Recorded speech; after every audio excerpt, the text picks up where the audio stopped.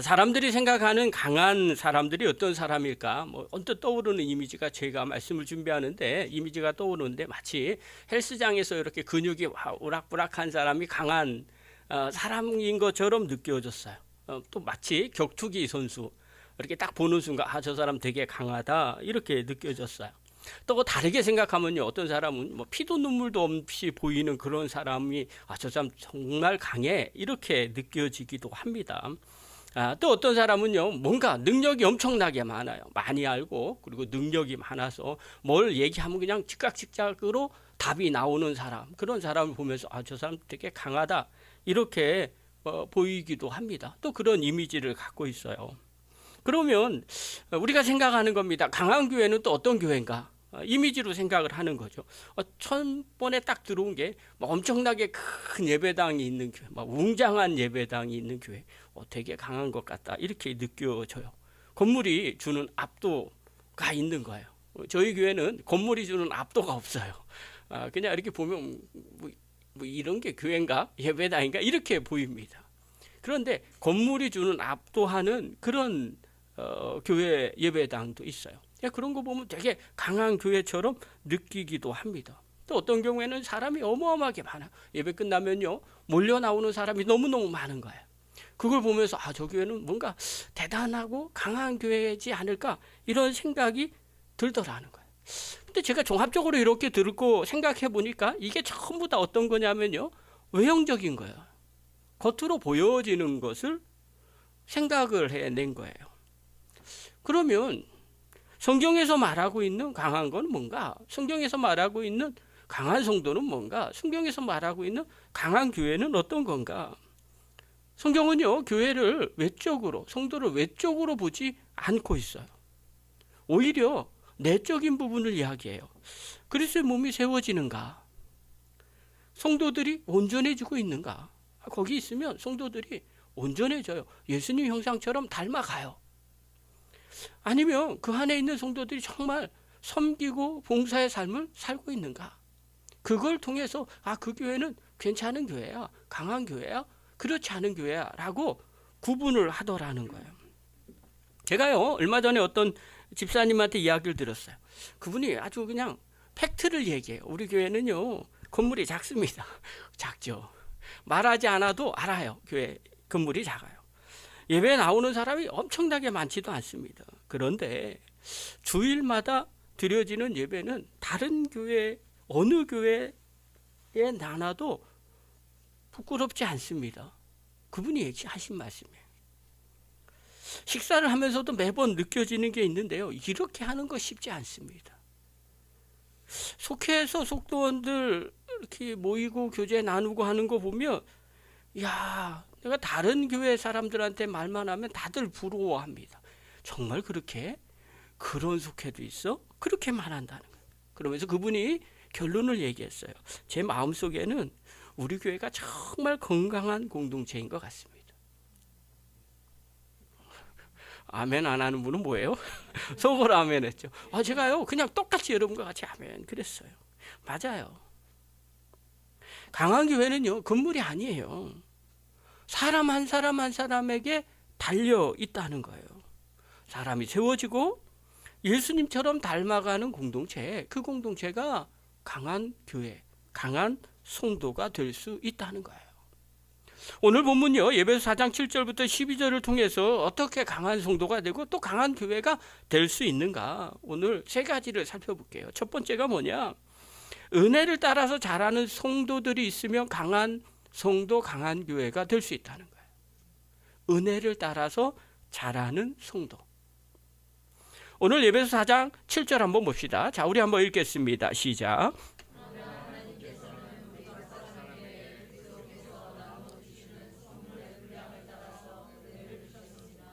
자, 바울이요, 에베소 교인들에게 말을 합니다. 우리 각 사람에게 은혜를 주셨습니다. 하나님이. 이렇게 선언해요.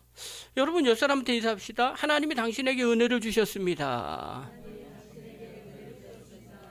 믿어지세요? 은혜 줬으니까 신앙생활 하는 거예요.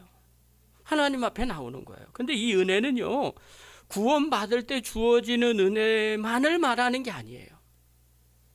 바울이 말하는 이 은혜는요, 모든 것이 이 안에 포함되어 있어요. 그래서 예수 믿으면, 신앙생활 열심히 하면 자기도 모르게 입에서 나오는 게 있어요.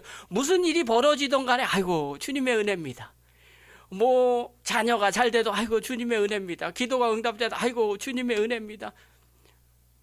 또 무슨 일이 생겼어요. 아이고 주님의 은혜입니다. 그래서 믿지 않는 사람들이 뭐라고 얘기하는지 압니까? 아니 엄마는 맨날 그거 왜 신앙에다 갖다 붙여? 이래요. 아니 그럴 수 있는 거 아니야? 이렇게 얘기해요. 아니에요. 그럴 수 없어요. 얼마나 허다하게 많은데요. 아니 정상적으로 생활하는 것도 하나님의 은혜입니다. 사고 나는 사람 얼마나 많은데요. 나름대로 건강하게 사는 것도 그것도 은혜예요. 아니, 그렇지 않은 사람이 얼마나 많은데요. 근데 하나님이 또 콕 집어가지고 기도에 응답을 주고 또 감동을 줬을 때 또 그렇게 결론이 나면요, 그건 100% 하나님의 은혜 아니겠어요? 그냥 믿음 있는 사람은요, 그냥 다 뭘 하며 하나님은 열심히 하잖아요. 그래도 뭐라 하면 하나님의 은혜로 열심히 했어요. 이래요. 믿음 없는 사람은 자기가 열심히 했다고 생각해요. 자기 힘으로 열심히 한 거 아니야?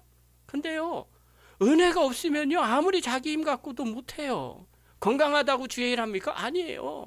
힘든데도 주의 일 합니다. 은혜가 임하니까 그런 거예요. 어떤 분 그래요? 부자가 많이 왔으면 좋겠다. 부자 오면 뭐 헌금 많이 할 줄 알아요? 아니에요. 은혜가 있어야 하는 거예요. 괜히 부자겠어요? 그런데요, 은혜가 임해야 모든 걸 할 수 있는 거예요. 그러니까 여기서 바울이 얘기한 은혜는요, 구원의 은혜뿐만 아니라 사역의 은혜, 능력의 은혜, 또 직분과 역할을 받는 거, 직분 받았어도 뭐 하나님의 은혜입니다. 이게 모든 것이 말하는 거예요. 이 모든 것을 하나님이 우리에게 주셨다는 거예요. 그러면 성도들은 어떻게 생각해야 될까요? 내가 예수 믿어요. 교회 다녀요. 그러면 내가 교회 다니는 것만 해도 어디야. 주일날 나오는 것만 해도 어디야. 이렇게 생각하면 안 된다는 거예요. 하나님이 교회 나오는 것만 은혜를 준 게 아니라는 거예요. 모든 걸 다 주셨다는 거예요. 하나님이 내가 자녀되는 은혜를 주셨구나.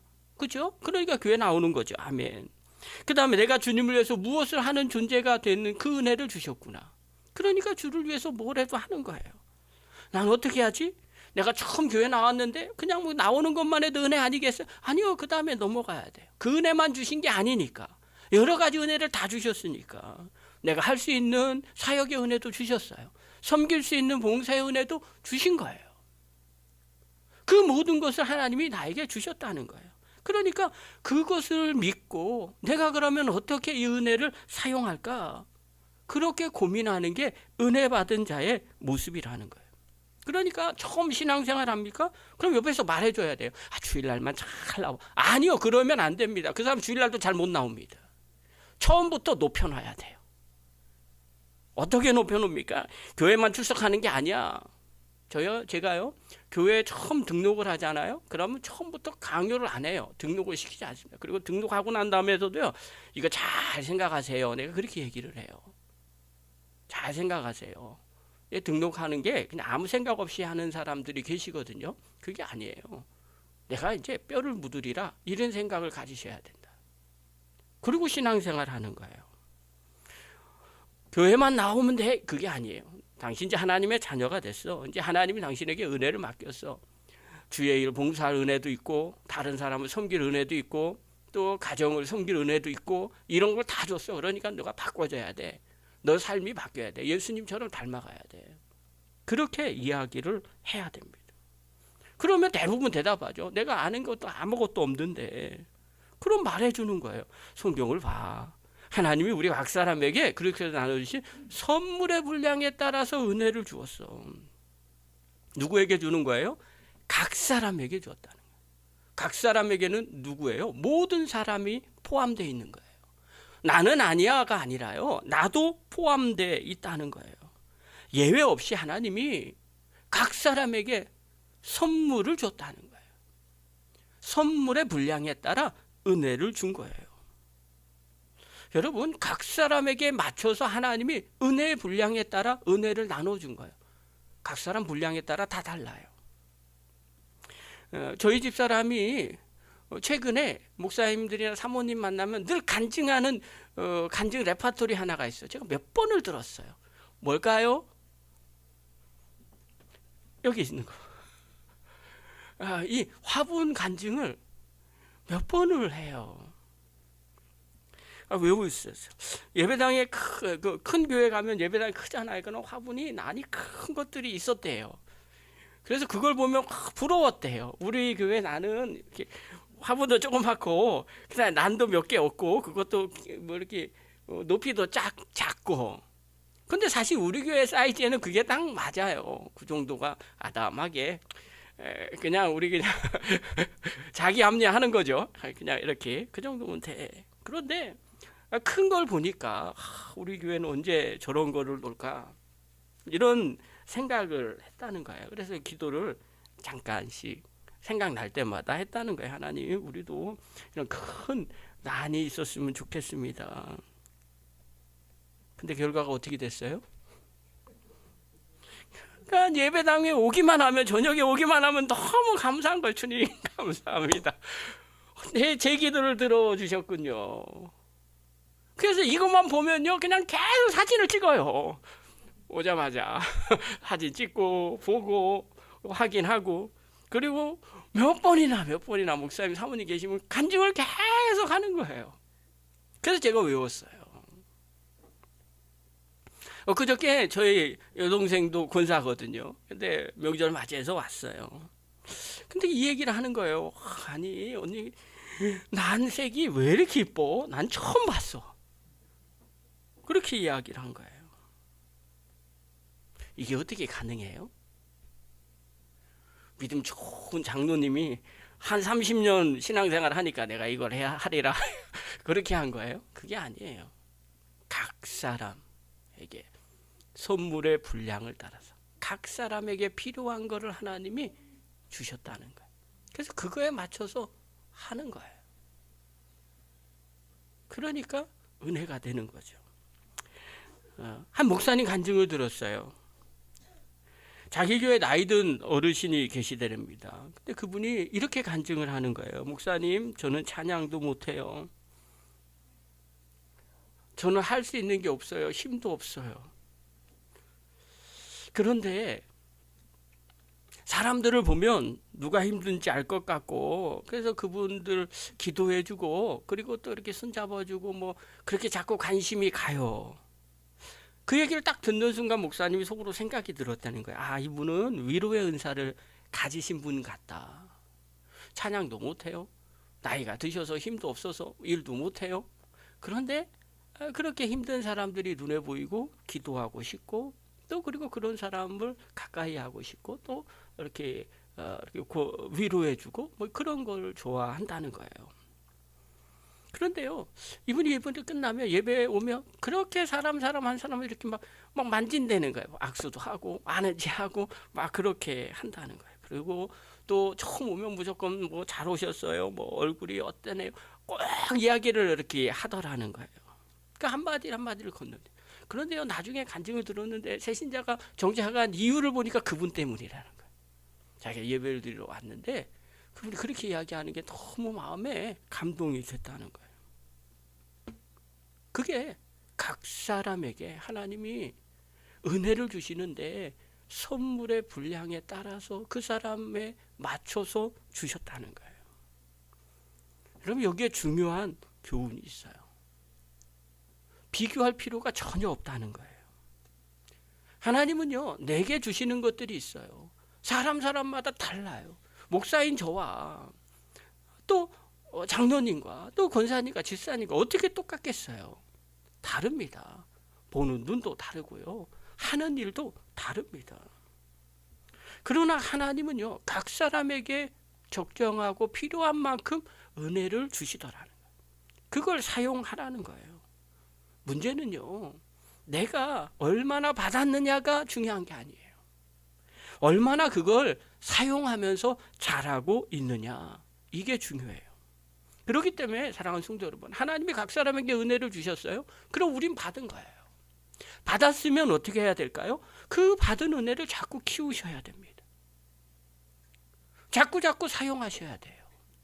어떻게 키울 수 있어요? 물어보면 답은 딱 하나예요. 그냥 순종하면 되는 거예요. 은혜의 자리를 두려워하지 말고 내가 할 수 있는 것 그걸 하는 거예요. 사랑하는 성도 여러분, 하나님은요 각 사람에게 각자 필요한 은혜를 부어주셨어요.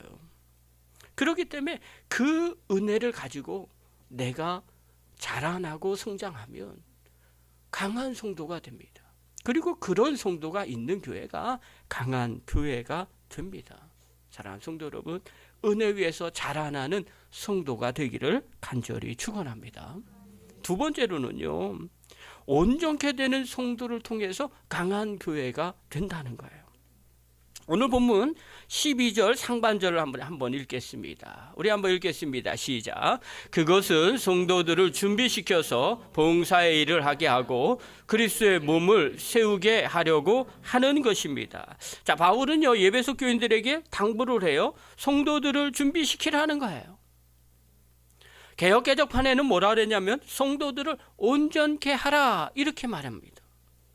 아니 사도 바울이요 교회에게 지금 당부하는데 성도들 준비시켜, 성도들을 좀 온전케 해봐. 자, 온전케 한다는 이 말에 깊은 의미가 담겨져 있어요. 성도들에게요, 자, 말 좀 잘 들어. 온전케 한다는 게 말 좀 잘 들어, 예배 좀 잘 나와요, 죄 짓지 말아요, 뭐 이런 수준으로 말하는 게 아니에요. 준비시킨다, 온전케 된다라는 이 말은요, 제자답게 성장하고 바르게 회복되기를 원한다는 거예요. 그래서 여기서 준비시키다라는 이 단어의 원어는 뭐냐면요, 고대 의학 용어예요. 부러진 뼈를 맞추고 제자리에 고정시키는 것, 그게 준비시킨다는 거예요. 찢어진 그물을 꿰매는 것, 그것이 준비시킨다는 거예요. 그러니까 성도들을 어떻게 해요? 찢어진 것 있어? 잘 꿰매놔. 원래 상태로 회복시켜줘. 부러진 다리들 있어? 그럼 삐딱하게 있지 말고 그걸 제대로 맞춰줘. 그렇게 말하는 거예요. 여러분, 예수님 당시 어부들이요, 그물을 사용한 후에 가장 먼저 한 일이 뭔지 아십니까? 고기 전부 다 털고 난 뒤에 나와가지고 그물을 깁는 거예요. 구멍 난 곳을 메꾸는 거예요. 왜 메꿔요? 준비해 놓는 거예요. 찢어진 그물 다시 바다에다가 던지면 고기가 그 사이로 다 빠져나갑니다. 고기를 잡을 수가 없기 때문에 그 구멍난 그물을 다시 깁는 거예요. 다시 회복하는 거예요. 이게 준비하다라는 거예요. 여러분, 성도들은요, 구멍난 상태로 주님 앞에 나옵니다. 그걸 가리켜서 우리가 얘기하죠. 부족한 것, 상처, 이런 이야기들을 해요. 그래서 신앙 안에서, 교회 안에서는요, 그걸 온전하게 회복하게 해야 된다는 거예요. 그래야만 강한 성도가 될 수 있어요. 또 그런 사람이 뭐예요? 강한 교회가 된다는 거예요. 우리 교회는요, 처음 나오면 남성 속회는 좀 별론데 여성 속회는 좀 달라요. 그게 진짜 속회라고 저는 생각을 합니다. 속회 드리면요, 특징이 있어요. 일단 말이 많아요. 처음 나오면 속회 시간에 말이 많아요. 막 온갖 얘기를 다 쏟아놔요. 그리고 혼자 다 얘기하고 끝나요. 그럴 때가 의외로 많이 있어요. 근데요, 말을 많이 하면 이제 다 알잖아요. 그냥 혼자 다 하게 내버려둬요. 그냥 계속 들어줘요. 그리고 끝내요. 왜냐하면 자기도 모르게 그렇게 하다 보면 점점 회복되는 걸 경험하게 됩니다. 자기의 상처난 부분, 또 문제가 있는 걸 자기도 모르게 계속 얘기하는 거예요. 그리고 나서 시간이 지나니까 뭔가 보이기 시작하는 거예요. 회복되니까 이제 내가 무엇을 해야 될까? 그게 눈에 들어오기 시작하는 거예요. 이전에는요, 상처 때문에, 어려움 때문에, 문제로 힘들어하지만 점점 하나님의 은혜를 경험하고 회복이 되면요, 이제 내가 무엇을 해야 될까? 그렇게 자기가 해야 될 일이 생각이 납니다. 그리고 그 일을 하게 되는 거예요. 그리고 그런 사람들이 모여 있어요. 그 공동체는 건강하고 강한 공동체가 될 수 있다는 거예요. 여러분, 이렇게까지 얘기하면 오해하지 않았으면 좋겠어요. 난 아직 회복되지 않아서 아무 일도 할 수 없어. 그게 아닙니다. 온전케 된다는 건 완벽하게 된다는 게 아닙니다. 온전케 된다는 건 하나님의 손에 붙들린 상태가 된다는 걸 말하는 겁니다. 내가 지금 부족하더라도 하나님이 나를 딱 붙잡고 있는 요 상태, 그걸 은혜 받았다는 상태잖아요. 요 상태가 성도들을 준비시키는 단계라는 거예요. 그렇다면 교회 안에서 어떻게 회복과 세움을 누릴 수 있을까? 다른 거 아닙니다. 예배 안에 들어와야 돼요. 회복은요, 언제나 말씀, 예배 가운데 임하시는 하나님의 임재에서부터 시작을 합니다. 나도 모르게 감동이 있고요, 나도 모르게 눈물이 나요. 나도 모르게 말씀이 들려지기 시작해요. 나도 모르게 궁금하기 시작해요. 거기서부터 시작되는 겁니다. 그리고 또 하나 가장 중요하게 여기는 거, 속해 나와서 돌봄을 받는 거예요. 회복은요, 혼자서 이루어질 수도 있습니다. 그러나 그게 쉽지가 않아요. 신앙의 공동체 안에서 나눔과 교제는 회복을 가능하게 합니다. 말 한마디 더 해주는 것, 눈빛 하나, 그 다음에 기도 한 줄 해주는 것, 같이 손잡고 맞장구 치고 또 함께 기도해주고, 그럴 때요, 회복의 은혜를 경험하게 됩니다. 사랑하는 성도 여러분, 우리 삶 가운데 내가 회복이 되잖아요. 그러면 준비됩니다. 그러면 나는 주님 앞에서 강한 성도가 되죠. 또 그 성도가 강한 교회를 만들 수 있게 됩니다. 날마다 주님 손에 붙들린 회복의 은혜를 경험하셔서 준비된 성도가 되는 저와 여러분 되기를 간절히 축원합니다. 마지막 세 번째로입니다. 강한 교회는 봉사하는 성도를 통해서 세워집니다. 에베소 4장 12절 다시 한번 읽겠습니다. 우리 한번 읽겠습니다. 시작.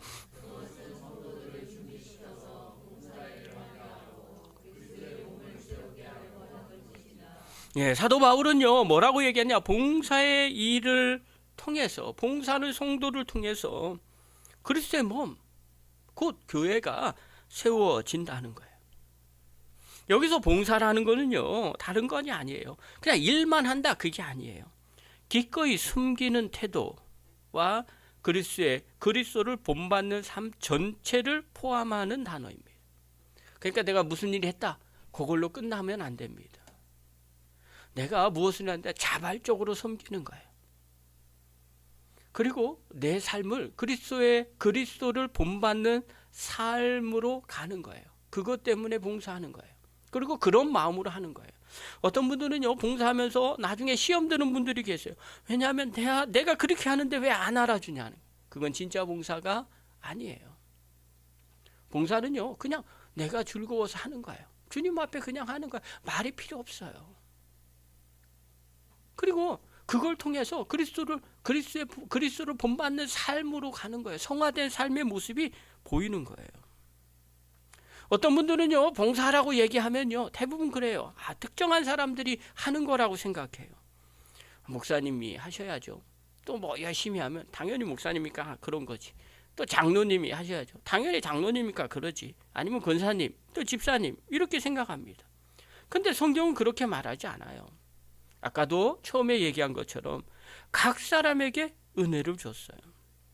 그러니까 그 은혜를 따라서 성도가 봉사의 일을 하는 거예요. 내게 주시는 것 같고, 내게 주신 달란트 가지고 내가 열심히 기꺼이 섬기는 거예요. 그리고 그 모습을 통해서 예수님의 형상을 닮아가는 겁니다. 그러니까 성도 안에는요, 교회 안에서는요, 반드시 건강한 교회, 강한 교회 안에서는요, 성도들이 무언가 무조건 하나라도 섬길 줄 알아야 됩니다. 그 섬김이 있는 사람이 강한 성도고요. 그 섬김에 있는 사람이 많은 교회가 강한 교회가 될 수 있다는 거예요. 반주든 안내든 주방이든. 새신자 오면 저는 새신자 막 반갑게 맞이하는 은사가 별로 없어요. 그럼 누군가가 막 그냥 처음 봐도요, 오랜만에 매일 본 사람처럼 옆에서 막, 그것만 해도 얼마나 큰 은혜인지 몰라요. 주방을 하던, 청소를 하던, 속해 인도를 하던, 섬김이든 아니면 교사든 하여튼 그 무엇이든 하는 거예요. 그리스도의 몸이요 온전해지려면, 강해지려면 그 무엇인가를 하는 거예요. 각각 자기의 역할이 있어요. 그 역할을 감당하는 거예요. 그러면 건강한 교회가 됩니다. 강한 교회가 될 뿐만 아니라 나도 그렇게 자라나게 됩니다.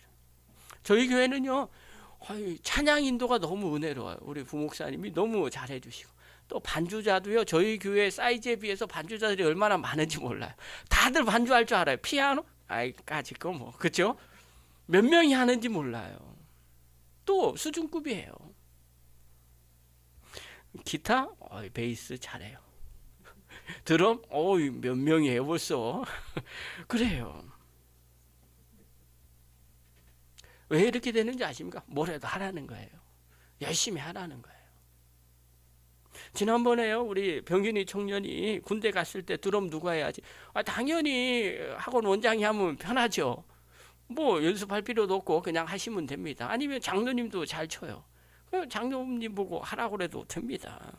아니면 뭐 후루꾸래도 예나가 해도 됩니다. 대충 그냥 얼버무리면서. 근데요, 윤서한테 하라고 그랬어요. 지금은요, 얼마나 잘하는지 몰라요. 그것 때문에요, 아마 제가 모르긴 몰라도 교회 나오기 싫어도요, 그것 때문에 또 나오는 거예요. 그게 자기도 모르게 자기가 신앙 안에서 매여 있어요. 그리고 건강한 성도가 될 수 있다는 거예요. 또 그런 사람이 많아지잖아요. 섬기는 사람이 많아지면 강한 교회가 될 수 있어요. 저희 큰애가요, 이제 처음에 임용을 받고 난 뒤에 학교에 갔을 때 주변 선생님들이 한결같이 한 얘기가 있어요. 뭐라고 얘기하냐면, 하나 선생은 신입 같지가 않아. 어디서 오래 생활하고 온 선생님 같다는 거예요. 이유가 뭔지 아시죠? 중학교 2학년 때부터 교사했어요. 교회 학교. 그러니까 한 번도 안 해본 사람과 다르죠. 얼마 전에 올해예요. 올해 신입 선생님이 학교에 왔답니다. 그래서 회식을 했는데, 회식을 타는데 다른 데를 가는데 하나 차를 옆에 탔다는 거예요. 그런데 탔는데 그 신입 선생이 혀가 꼬부라지면서 말하더래요. 선생님 98 아니죠? 혀가 꼬부러지면서 얘기하더래요. 선생님 98 아니죠? 선생님 88이죠? 그렇게 이야기하더래요. 그래서 제가 그 얘기 듣고 한참을 웃었어요. 왜 이렇게 얘기해요? 98년생인데 나이가 98처럼 보이지 않더라는 거예요. 하는 행동들이 88처럼 보이더라는 거예요. 88년생처럼 그렇게 보이더라는 거예요. 이유는 딱 하나예요.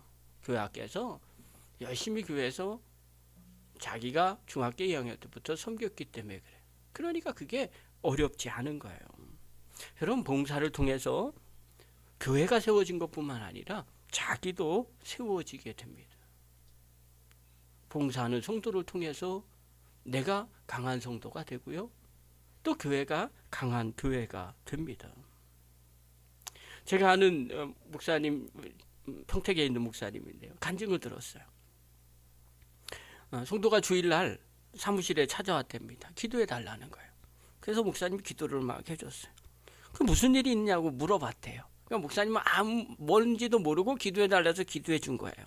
그랬더니 그분이 이렇게 말하더래요.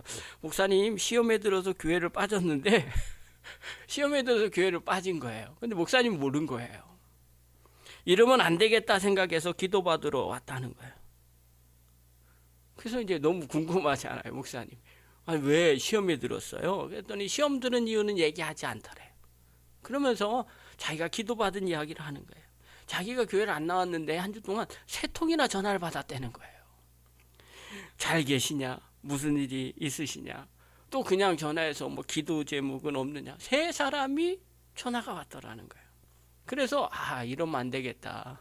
그리고 교회에 가서 목사님한테 기도받자. 그리고 기도를 받았다는 거예요. 그 목사님이 그렇게 얘기하시는 거예요. 제가 그 옆에서 그 얘기를 이렇게 듣는데, 야, 성도들이 대단하구나.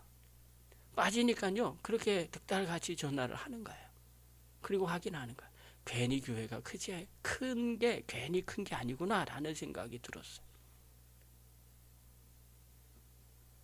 그 봉사 하나, 그 섬김 하나가 사람을 세우더라는 거예요. 사랑하는 성도 여러분, 섬김이 있는 곳에는 반드시 부흥이 일어납니다. 어떤 분들은요, 봉사를 두려워합니다. 제가 뭘 할 줄 알아요. 바쁘고 부담되고 자신 없어요. 근데 분명한 건요, 하나님은요, 능력자를 찾으시는 게 아닙니다. 순종하는 자, 마음을 여는 자를 하나님은 사용을 하십니다. 모세는요, 말을 잘 못했어요. 근데 하나님은 그를 들어 사용하셨어요. 사마리아 여인도 마찬가지예요. 수치스러운 과거가 있어요. 남편이 한둘이 아니에요.